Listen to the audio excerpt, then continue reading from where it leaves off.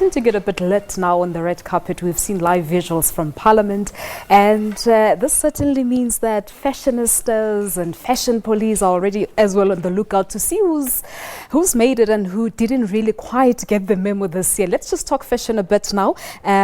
These are live visuals, of course. We'll zoom in and out of the dignitaries as they walk onto that red carpet. So let's just get an understanding as to how is one expected to dress up for the State of the Nation address. In studio now, I have Ouma Tema. She's a creative and founding director of Plus Fab. Good afternoon. Thank you so much for coming through. Afternoon. All right, so we've already started seeing some people, of course, arriving in Parliament. But firstly, I remember last year, a lot of people were saying that, listen, it looks like people are confusing the opening of Parliament with a matric dance. Or a Deb in July. Or a Deb in July. But how does one dress for State of the Nation address? Look, I think State of the Nation address is a dignified event. It's a formal event. It's a state affair.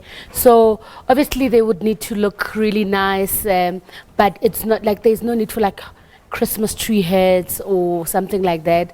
But also we want to see, because we hardly see them coming in. So we hardly see them coming in. We always see them sitting down. So today we get to see all the members of Parliament walk the red carpet, which is something they do probably once in a year at a big stage like this one. So we want to see that style, but we also want to see that they understand, the magnitude of this kind of event. It's not a Deb in July. So it's not really about just showing maybe opulence, whatever. It's about just showing your style and understanding that this is an official event, and it's not like going to the office normally, but it's also a dignified event. A bit of glamour. A bit of glam. But not too much? Not too much. And also like a little bit of just showing us your real style, your real, what silhouettes you go for. All right, maybe the question here, Ouma, is what's the safest way of doing it?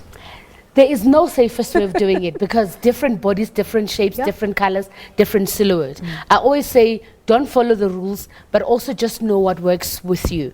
The biggest issue for me, it has always been, if you understand your body and you understand the silhouettes that go, with your body, then whatever you wear would still look amazing. I always say, maybe to big girls, for instance, your waist is not, it's literally a centimeter under your bust. You can never have a waist just somewhere here because it's going to show a little bit of, stuff that you don't want to see because you've got a big tummy. So you must always try and be clever about what you wear. There are a lot of things that you can show. You can show your cleavage. The twins are out to play today. So you can always do things like that, but do it very moderately, very nice, but also just in understanding of your body shape. You can wear like a peplum. I see somebody wearing a peplum there. So it's very clever. So it's very slim fit. But she might just want to show, not to show the tummy. So she does that, and she does that very well. But firstly, whose responsibility is it? Because for most occasions, we go to our fashion designers to say, listen, I've got an opening of Parliament coming up. Dress me up. Yeah.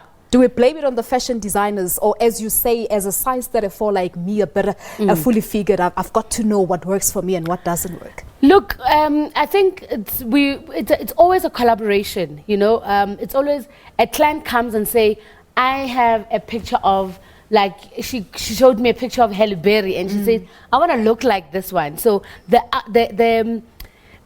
approach in which you are taking it's not going to lead to great results. So I always say, come and let's collaborate. What is it that you like? So somebody will say, I don't show my arms, right? So we'll say, okay, fine, let's do something sheer, right? That will not necessarily show your arms, but will kind of show your arms, right? Let's collaborate, but it's collaboration with understanding of your body, your type, your body, and what works in terms of your silhouettes, and also just what is it that you want to channel. You always want to channel either like your queendom come, you want to channel a European queen, you want to channel an African princess.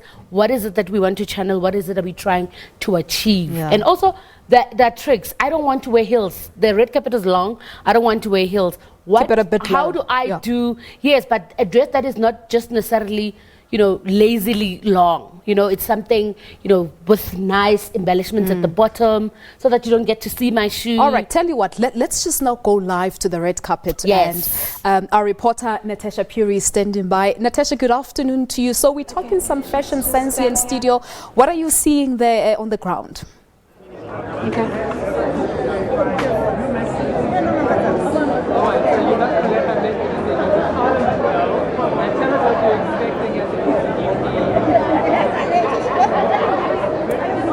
Natasha, are you able to hear us?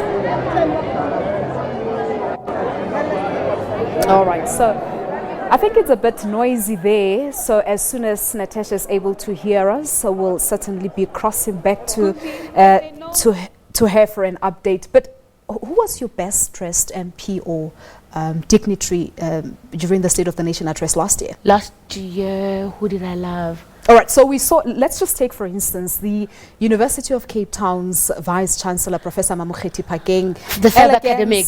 Simplicity. The fair Let's just put up her peak now so that we can talk to what the prof was wearing last year. Okay.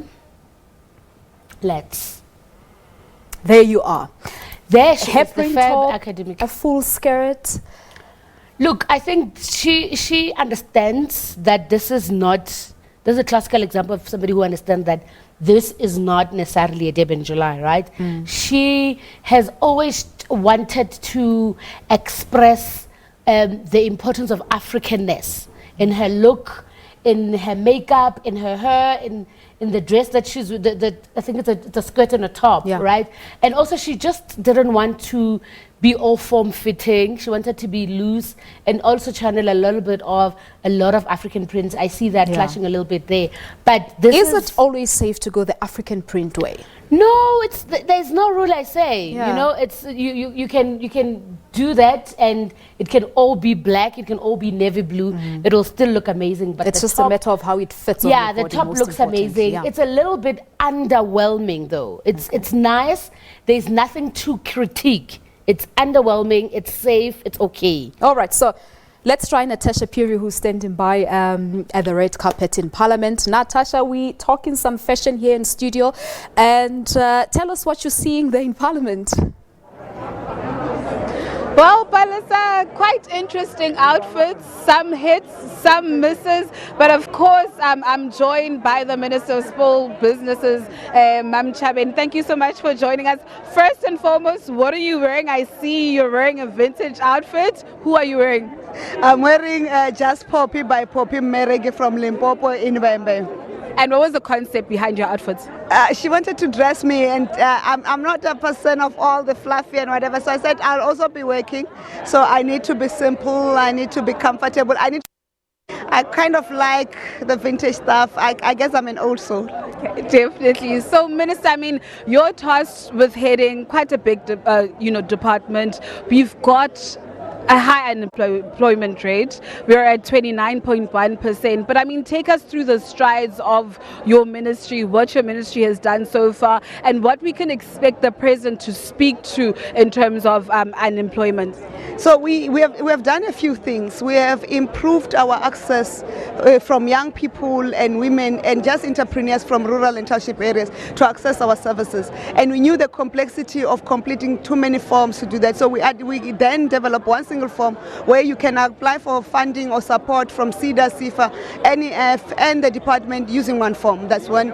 But we have also partnered with municipalities so that our services can be accessible because they are closest to the people. Their LED units are able to guide people in terms of accessing our services. But we have also gone out to find entrepreneurs, those who are not able to complete forms, those who are scared to complete forms, those who have ideas, who think my idea may not be good enough, to come and pitch and get funding or get support. And we have gone out to provinces. We still continue to go out to provinces. But we have also gone on a roadshow on information session, because the other problem with our entrepreneurs is that they do not have information, or they do not know what is available, what's there to support them. That's what we have done. We have also started to extend our network of incubators, because most people, when they start to start their businesses. They don't know how to run the business. So you need a helping hand. You need somebody who will guide you. You need somebody who will advise you. So we've extended that network, and we want to extend it further to make sure that it's closest to our people in rural areas and in our townships, but also be accessible to our young people. We have partnered with TVET colleges. We've got centers for entrepreneurship and rapid incubation. So we've done that so much, and we have been, in our efforts, we have focused on how do we support women entrepreneurs. Okay, Minister, I'm just going to have to cut you there and actually cross to my colleague Samgele Masego, who's on the other side of the red carpet. Yes, indeed, Natasha. Politicians are coming in their droves here tonight for this particular State of the Nation, the fourth one, which will be delivered by President Cyril Ramaphosa. We are expecting one of Amandla Mandela and Mrs. Mandela to come through and speak to us just moments from now on this particular State of the Nation address to be delivered by President Cyril. But the politicians are coming in, and South Africans will be waiting with anticipated breath on what President Cyril Ramaphosa has installed on his menu for them tonight, and if each and every South African will be catered in this particular menu of President Cyril Ramaphosa tonight in his State of the Nation address. The issues of poverty, inequality, unemployment, the performance of the South African economy is one of the issues that are on the agenda. Business looking specifically on the issue of what's in store for the economy, for the economy to grow once again. Remember, during the era of former President Mbeki, this South African economy was growing at over 3.5% per GDP. So these are some of the issues that are and particularly within the business fraternity, that President Cyril Ramaphosa could be able to rectify. Then you've got issues that are facing the poor. They need access to infrastructure out to them, RDP houses. You'd remember one of the stories that was done by our one of the senior reporters, Ntebu Mukobo, on particularly on the issues of service delivery in one of the townships outside Soweto when it comes to RDP houses that are being built within that particular area. So those are some of the issues that are going to be heard within the State of the Nation address. You'd remember the governing party within Gauteng, the ANC, had responded to that particular story that we did. So service delivery is one of the foremost issues that are at the top of this State of the Nation address. I'm just waiting for Mandla Mandela to come through so that he could also speak to us on what they are expecting their comrade and their member, their president as the ANC caucus will be saying to them and will be delivering to the nation when it comes to issues of particularly state-owned enterprises. You remember that the EFF is threatening to disrupt this State of the Nation address if President Ramaphosa does not fire the Minister of Public Enterprises when he begins with his State of the Nation address here tonight. They are saying they are going to be using unorthodox methods in holding the executive to account on this particular day. It seems as if Mandla Mandela is taking some time there as he's engaging with other media personnel on this particular issue. I'm just going to ask one of my colleagues to bring in Mondli Gungubele, one of the former deputy ministers in President Cyril Ramaphosa's cabinet, to speak on this particular issue of the state-owned enterprises. I'm going to link to my colleague Natasha Piri to speak to Mondli Gungubele, former Deputy Minister of Finance. Yeah, I'm going to punch you back, Minister, since you want to punch me. Well, former Deputy Minister, one may say.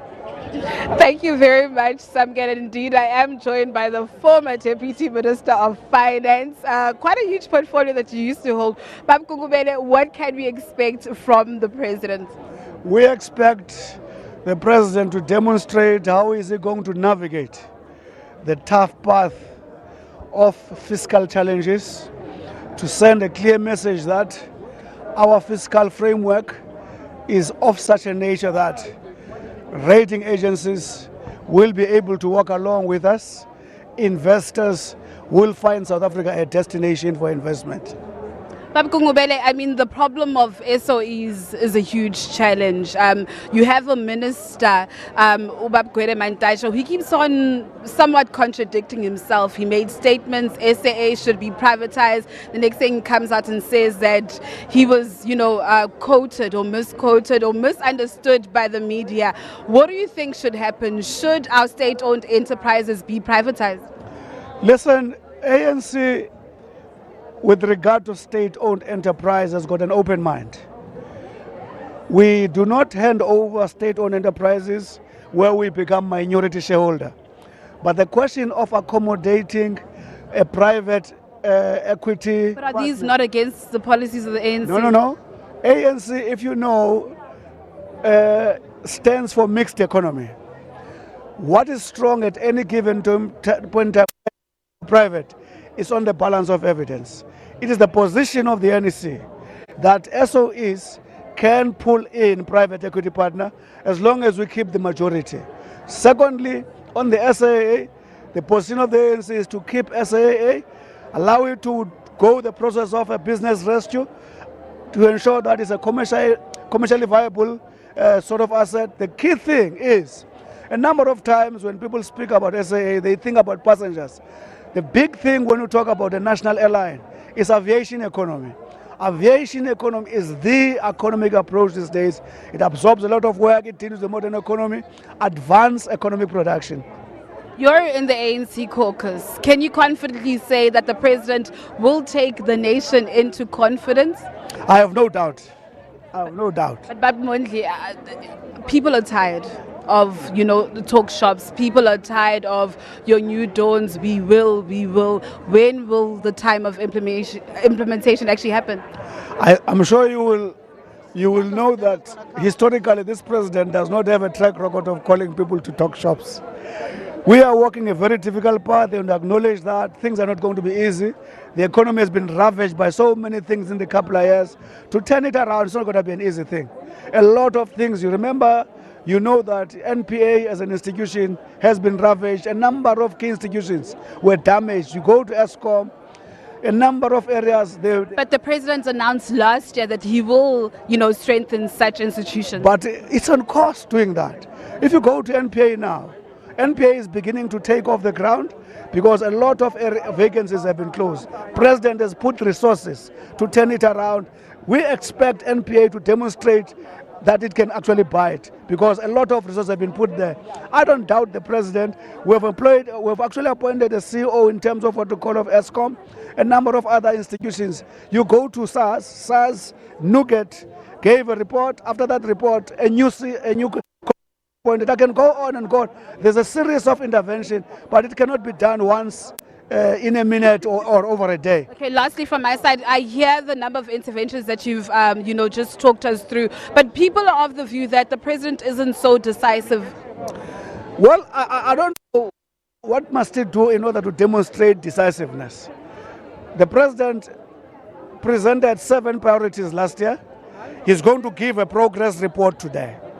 He spoke about 5 fundamental goals. He's going to give a progress report there. I would advise people to listen to the speech and check what progress is there. Then that decision of whether the president is promising, let's actually test the presentation that he's going to make today. And indeed, we will actually be listening to that speech quite attentively. Thank you so much for your time. Let me go back to my colleague, Samgela Maseko. Yes, indeed, politicians are still coming in, Natasha. We've got Mandla Mandela and Mrs. Mandela donning, one who may say, Xhosa regalia here today. They are looking ravaging in their particular item. Mr. Mandla Mandela, yet another sona, yet another speech. What are the people of Mvezo getting this time around, except empty promises? Well, first and foremost, our people in Mvezo look to sona with pride, because they know that one of their own is there, is representing them. But most importantly, they love the manner we are able to carry their tradition and culture and uphold their own values. But I think our people in Mvezo look to the basic needs being addressed, such as the inaccessibility of clean drinkable water, which they still don't have today, dams being built in the area, they are looking for job opportunities to come around. But they have truly been able to see this government at work, because we have seen schools such as the Mandela School of Science and Technology being built there at support of Siemens with 100 million rands. We've seen the likes of the Makatule Wanika Mandela Primary School at 30 million rands being built by the Dr. Chung Foundation. And Nolusapo Kindergarten with 5 million rands by the Alimdad Foundation. So even though has come to the community, they still look for the ANC-led government to address the basic needs that our people want to have addressed. Mr. Mandela, the Eastern Cape is the home of what many people say, the home of political legends. You look at the Eastern Cape today, the government is failing to eradicate pit toilets. There are deplorable socio-economic conditions in a province that has given South Africa 2 presidents, former President Ntata Rolihlahla Mandela, former President Mbeki. The province is simply not delivering to the people. What can they do with such a rich political history to make sure that rich political history counts for something when it comes to infrastructure development and upward mobility economically for them? Well, you would have seen that during the holidays in December, I spoke out during the toilet scandal in Imvaba, where cleanly disappeared without any toilets being built. And we are calling for the leadership to be held accountable that authorized that payment, and that company also for filing such a fraudulent application to be also held accountable. And I think the ANC-led government today needs to ensure that it takes action against the ills that we are witnessing. If we do not curb corruption, this generations to come. What do you say about those who say you are leeching onto the legacy of your grandfather for your own political upward mobility? My grandfather latched on Nkosi Phakanyiswa's legacy. Nkosi Phakanyiswa latched on Mandela's legacy. We are of the same forefathers, and we just continue to serve our people with pride. Thank you very much, Mr. Mandla Mandela and Mrs. Mandla Mandela. Back to you in studio in Auckland Park. That was Mandla Mandela saying that he does not take exception or does not take it with a hard heart of those who are saying he's leeching onto the legacy of his own grandfather. That would be Utata Nelson Mandela. Also speaking of how issues of tender scandals are ravaging the province of the Eastern Cape, a province that has produced many liberation icons for this country. You speak of your Robert Subugas, your Govan Mbekis, and the likes of Utata Nelson Rolihlahla Mandela. Your Chris Hanis also come from this province that has produced a number of liberation icons and politicians to this country. Back to you in Auckland Park. All right, Samkelo, thank you so much, Samkelo Maseko, the Live in Parliament. So we don't have enough time, but we've seen a number of people coming through. Minister of Small Business Development, Kumbutso Chaveni, in his vintage, a bit of fascinator right there. Yes, and I also like the fact that she's wearing South Africa. Okay. Okay. Yeah. So vintage. Proudly South African. Yeah. I love that. I think one of the things that we must always look forward to is how our members of parliament supporting small businesses and just wearing South Africa. As per the president's call. we don't want people to be wearing international brands. ANC MP Mandla Mandela, his style I look forward to seeing the couple. Tradition. Beautiful. You know, I always look forward to seeing what he's going to be wearing, and obviously which wife he's coming with, but they always look amazing. They always just stay true to who they are, Cosa Nostra on steroids, but I also see that he has also channeled a little bit of Organes, a little bit of Nigeria, and brought it home, but brought it solidly on the African soil. I love it. I'll always look forward to seeing him. And Pinky Kakara look amazing as well. I just felt like it's also very long. The tail is long. It's uncomfortable. We've run out of time, but thank you so much for coming Thank through. you so much. Ouma Tema, creative and founding director for Plus Web, talking to us about fashion in Parliament. A quick ad break. So when we come back at the top of the hour, we take